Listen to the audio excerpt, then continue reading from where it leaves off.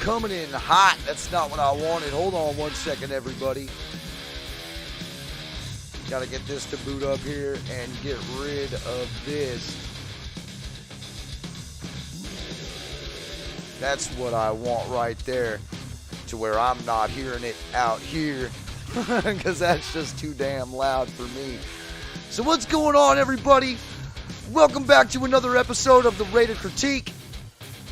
This is your pregame for the Titans versus the Las Vegas Raiders in Nashville, Tennessee. Well, we signed an offensive lineman in Justin Herron. And I'm going to go over here to his stats to where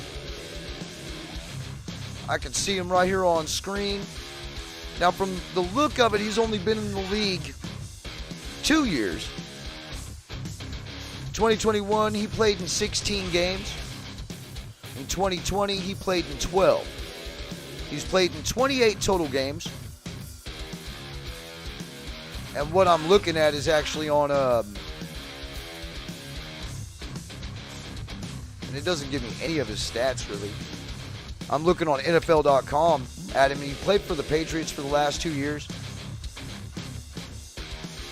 We'll look at his splits here.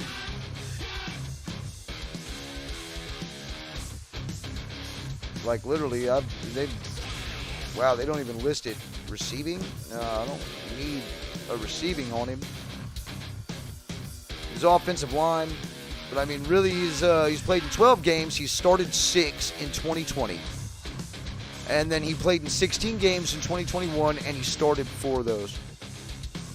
So he's played in 28 total games with a total of 10 overall starts. I don't know what his PFF grade is. I guess I could go look right fast.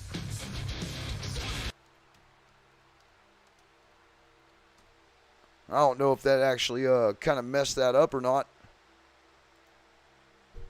I can only hope not.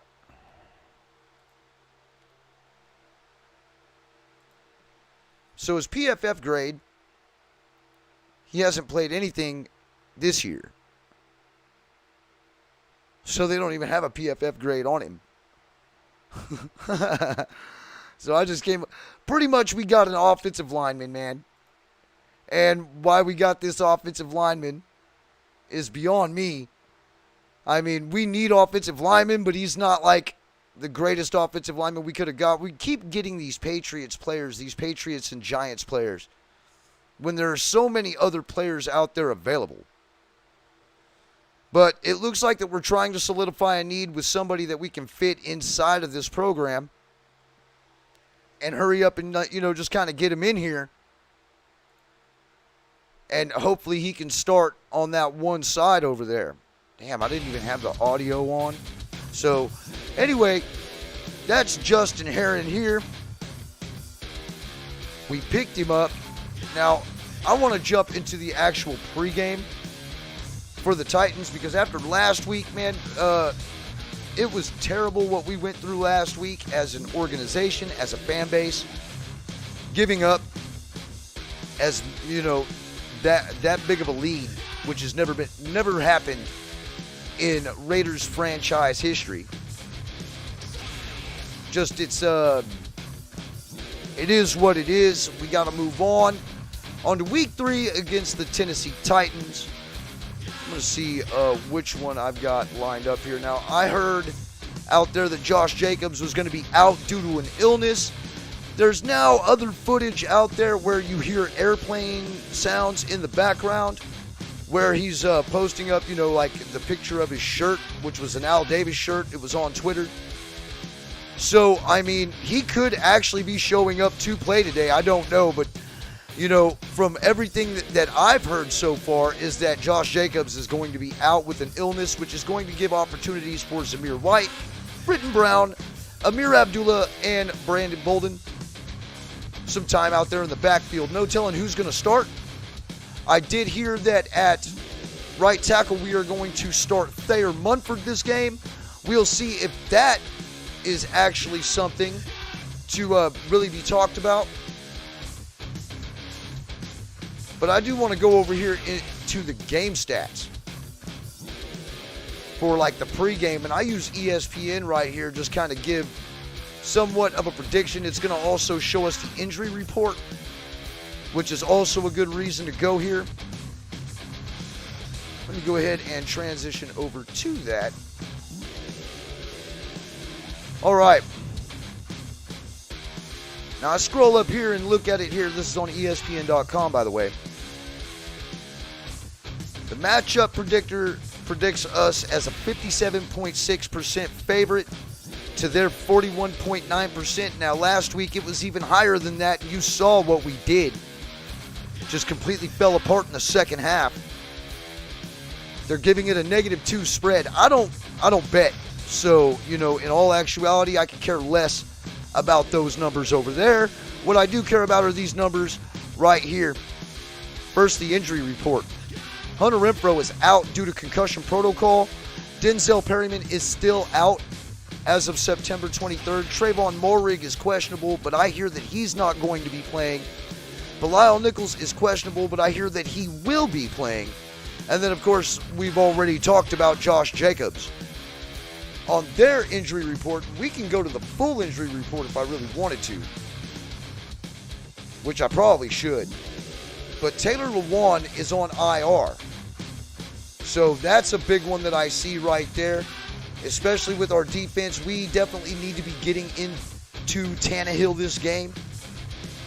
You know, I'm going to go over some keys also after we get done here. So Ata Adeniyi,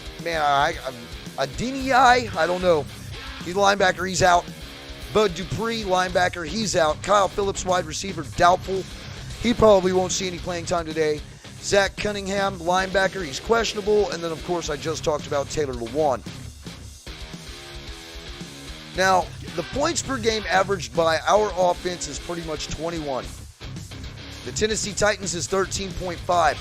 The points allowed per game we've given up is 26.5 to their 31 points per game.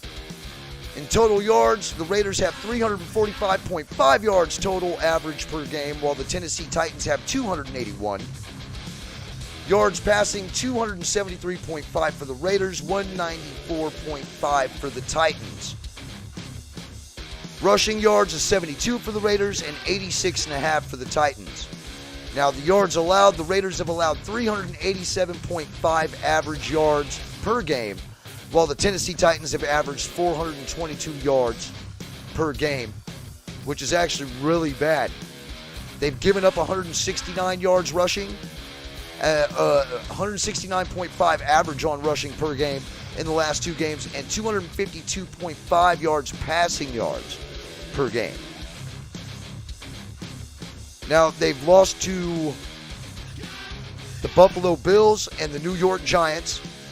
And, of course, we know who we've lost to, which is the Arizona Cardinals and the Chargers. So let's pop back on over to here. Shift on over right back. and move on to my keys to winning. Now, there was a lot wrong last week. What was going on scheme-wise, coaching-wise, even down to the way the players were performing. To start off that hot in the first half, just to blow it in the second half the way they did was absolutely unacceptable. This team, if they follow these three keys, I'd say it would give them about a 75% chance to win. Number one, man, we got to shut down Henry. We got to stack the box. We have to make this team one-dimensional when it comes to their offense. We have to force them to want to pass the ball because Derrick Henry is a beast. He's a really big dude, and he can truck right through fools. Now, one good thing about this Raiders defense is that we're actually pretty damn good against the run. So, we've got our work cut out for us now going up against a dude like Derrick Henry. We need to shut him down in order to put the ball back in our offense's hands to score points. Force them to be one-dimensional and have Tannehill beat us with his arm. We need to not make any costly mistakes. Fumbles, turnovers, kickoffs out of bounds, these mental errors, these stupid things that we've been doing. We cannot do these any longer.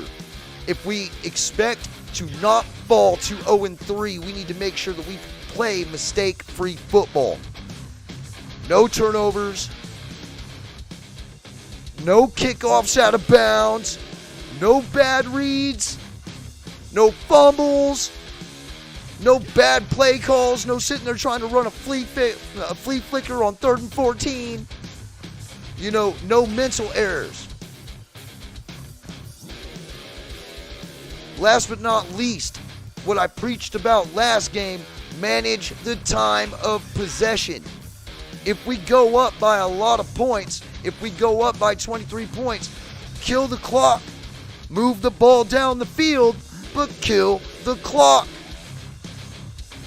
You know, I mean, there's certain ways of doing things. Don't take your foot off their neck. Of course, you always want to go and put up points, but you can't be kicking field goals after you've gone up by 20, but then giving up touchdowns on your defense because, you know, your defense is tired or whatever the case may be, whether it's defensive play calling. One way or another, we've got to fix that. All right? Now, another thing that we also need to take in mind is that Ryan Tannehill is 4-0 against this Raiders organization career long. He has never lost to us, so we need to change that today. We need to put him on his back and make him worried. So after we shut down Henry and we force them to pass, then we need to feed on Ryan Tannehill and make him sketchy, because if you put him under pressure, he is known to make mistakes. And this team also needs to realize that this guy has not lost to this organization in his career. If we must put somebody like Divine Diablo in a spy to keep an eye on this cat to make sure that he does not run outside of the pocket and burn us for any type of yards. Because for some reason, this Raiders team likes to give mobile quarterbacks an option to take off running. And they become very successful at it. So hopefully we can come up with the right scheme to do this. And I know I'm going to get a lot of hate on the next thing I'm going to be talking about, because now we're talking about game predictions on what the score is going to be. It really all depends on what team shows up, on what my aspiration is going to be, on what my prediction will be. Normally, I let NFL 2K do the talking, and that's the prediction I go by, with a little hint of some Tecmo Super Bowl. But this one right here, I'm going to go by my negative side. Okay, this team hasn't gotten it together. I'm hoping that we get it together by this week, but I can't sit there and say that I'm confident in this team winning. I'm not As a matter of fact, I'm about 50-50 on it. And when I came up with my pregame prediction, I really did think about exactly how this game could possibly go, and then also how this game probably will go. I like to be optimistic, but in all actuality, Raider Nation, this team hasn't showed me that they can play underneath this scheme. This coaching staff hasn't showed me that they can make the right play calls at the right time. They threw 3 passes, being 2 yards away from Daniel Carlson's target spot for his longest field goal. All we had to do was run the ball, but because of bad play calling and Hunter Renfrow being concussed after the first time he dropped the ball, because I really do think he was concussed after that play. The second hit did not look as bad. You know what I mean? And also the second hit looked as a more direct hit to the ball, more of a direct strip compared to the first one, where the first one he looked like he got banged up pretty good. But without Hunter Renfrow and possibly without Josh Jacobs, this Raiders team has an uphill battle against them, where they're going to have to rely on new blood and the passing game. So because of that, my prediction is that the Raiders will drop this game 28-17, falling 0-3. Now, I see a lot of you over here already in the chat, so I'm going to give you guys the opportunity to light my ass up. I'm going to go ahead and transition on over here, and then I'm going to bring up the chat room. Salute to everybody in the chat. I appreciate everybody for stopping in. I want to go ahead and name off everybody that I see in here, man.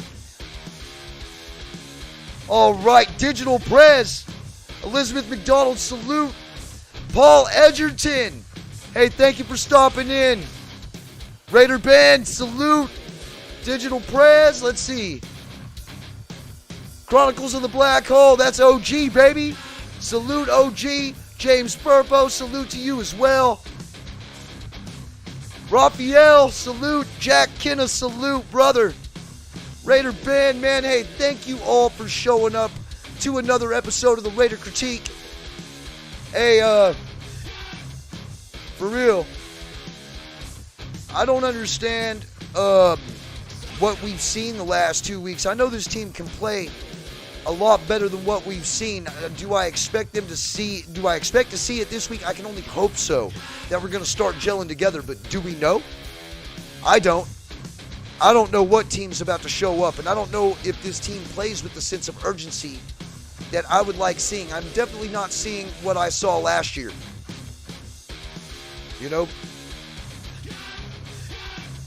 It's great to see all of y'all here, man.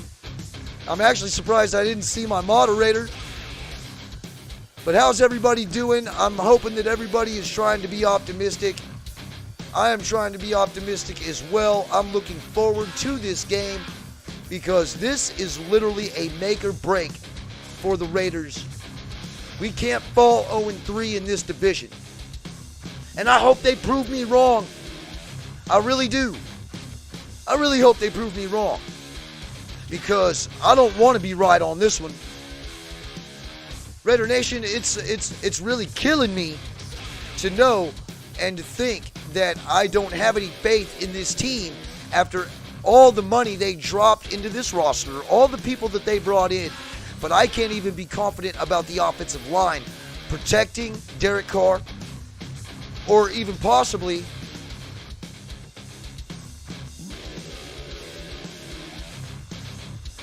quarterback play. You know, I worry about these things. I worry about how if Chandler Jones is going to show up.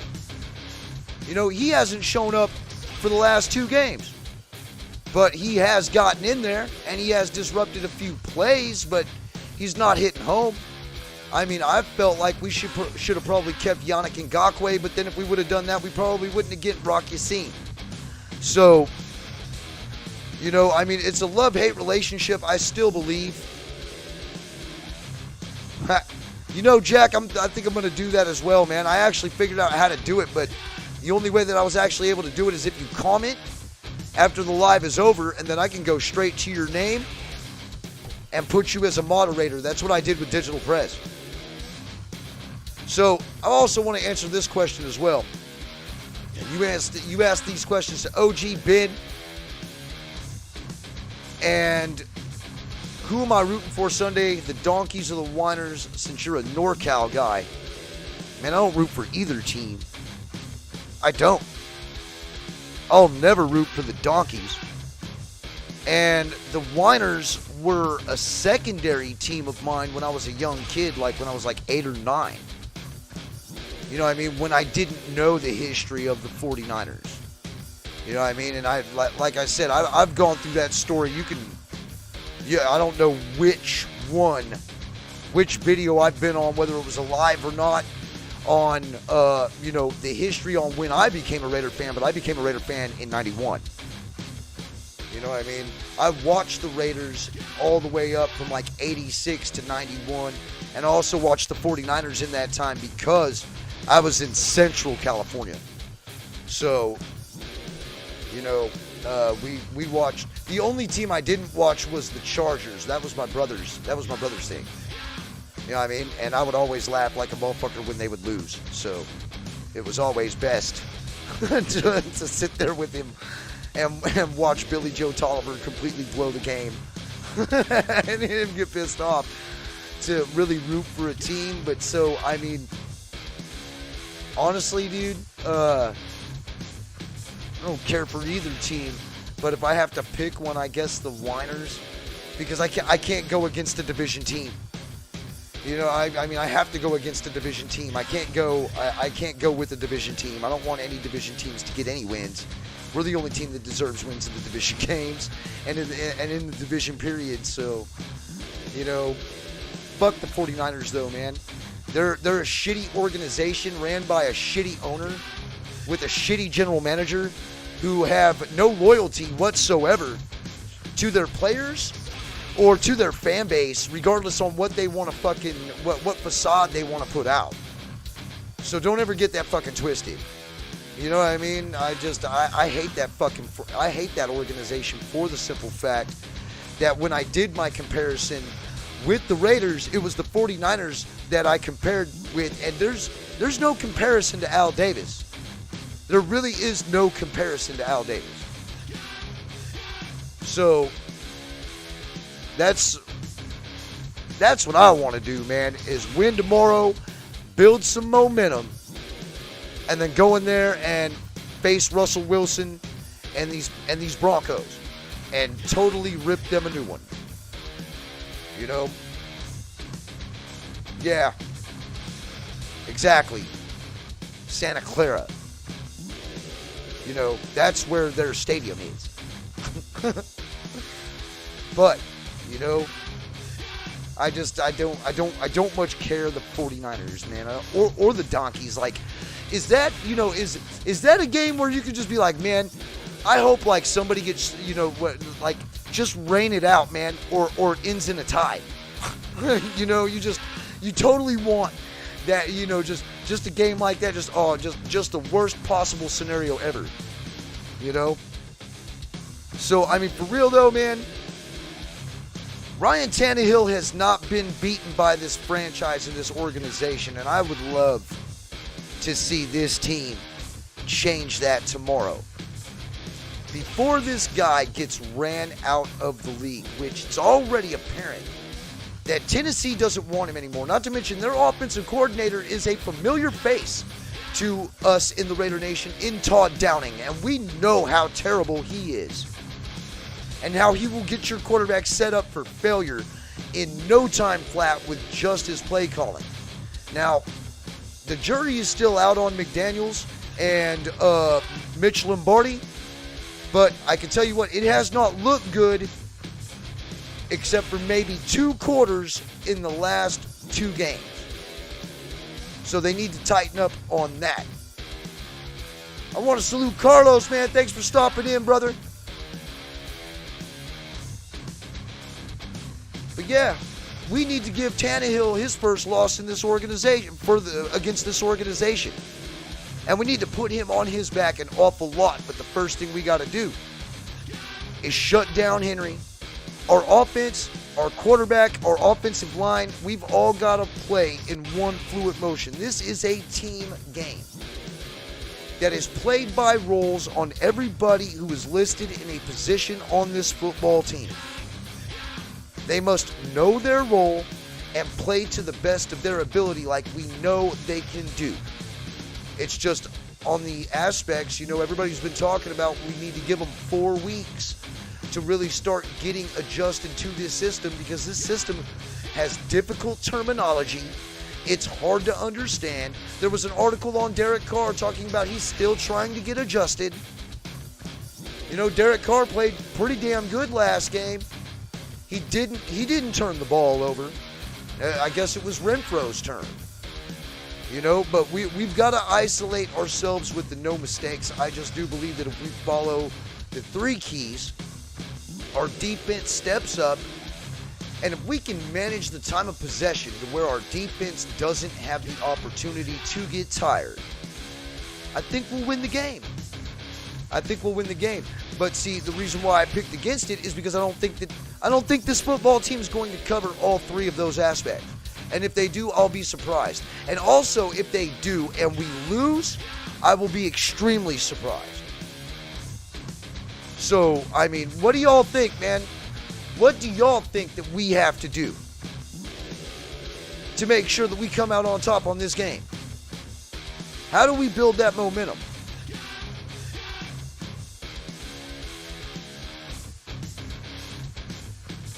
That could be a momentum shifter all on its own.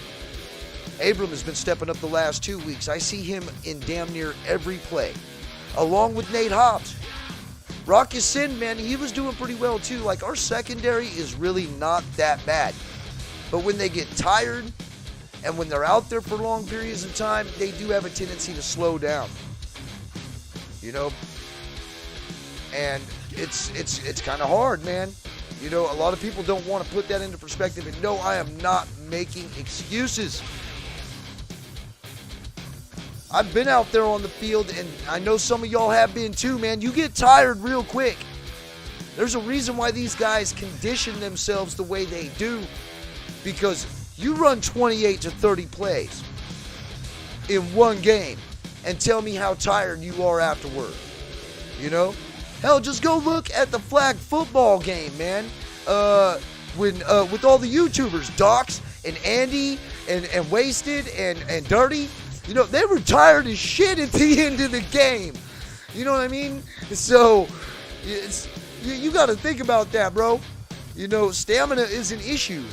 And I think we still have Deuce Gruden as a conditioning coach. So, what's going on, SC, man? Thank you for stopping in. For real, though, bro, like, we do need to think about that. We also just need to think about, man, I can't harp enough about no mistakes. No mistakes, And also, I can't wait to see what we've got if Josh Jacobs doesn't play. I can't wait to see who we play. I really can't. I can't wait to see Zamir White in action against first-string defenses. It may or may not happen. I can't wait to see Britton Brown against first-string defenses.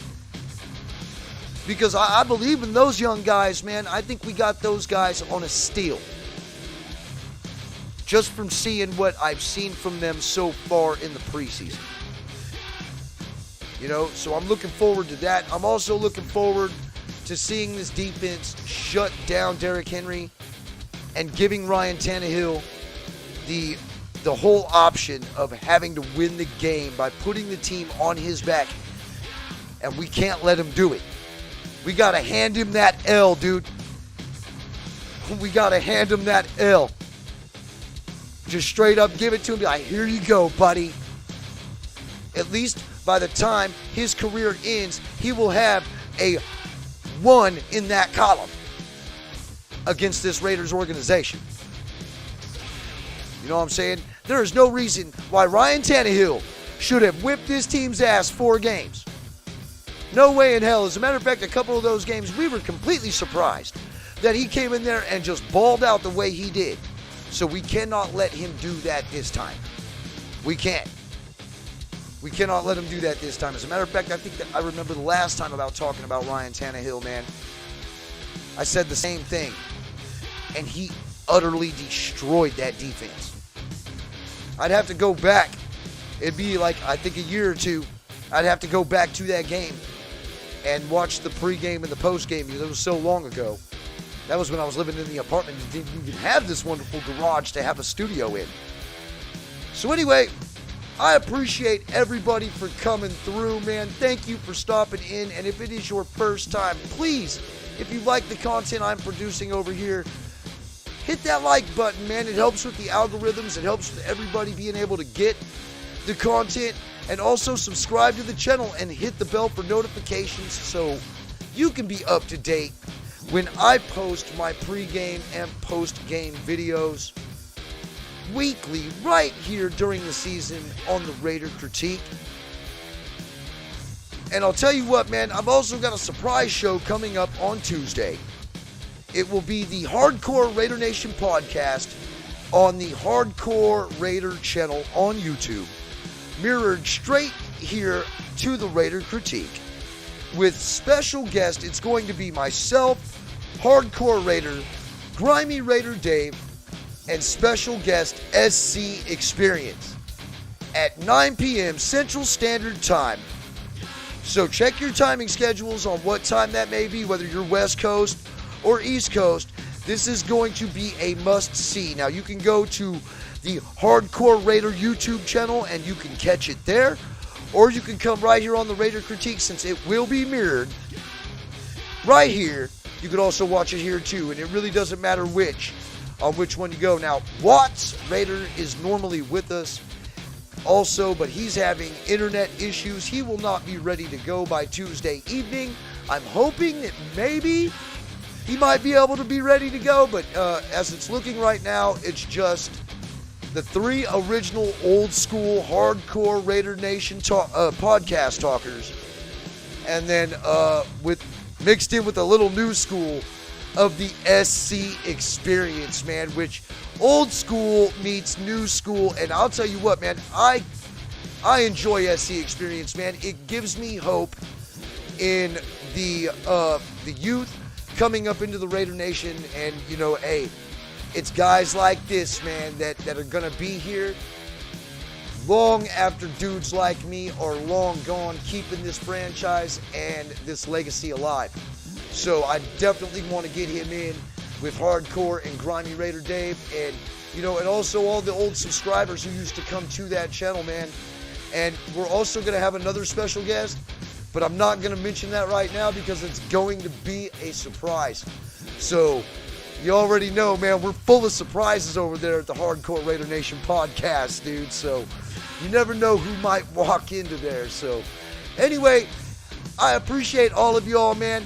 Don't forget, oh, by the way, you almost didn't have an episode today because the Raider Critique almost killed himself after he fixed his kid's go-kart and jumped on it and started driving around and realized that it did not have brakes.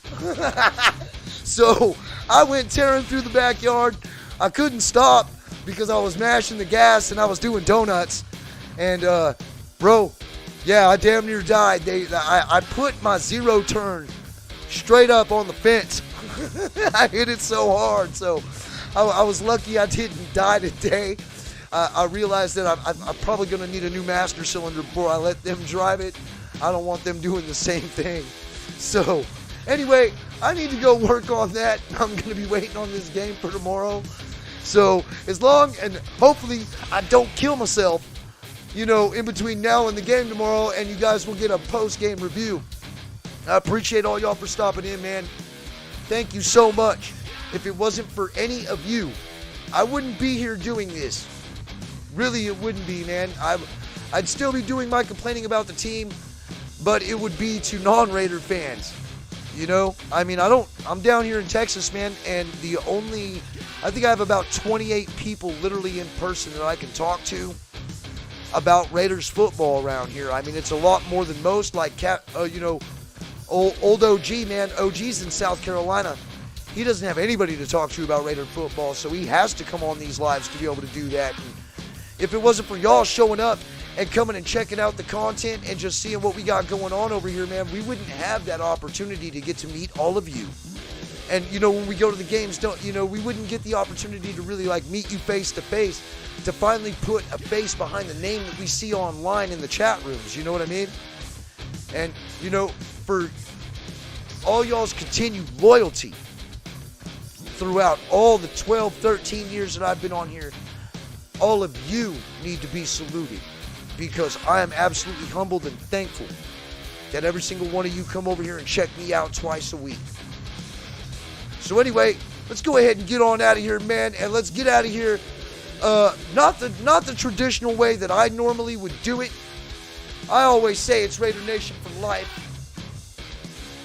But man, let's get that rally going, man. Let's go. Raiders on 3. 1, 2, 3.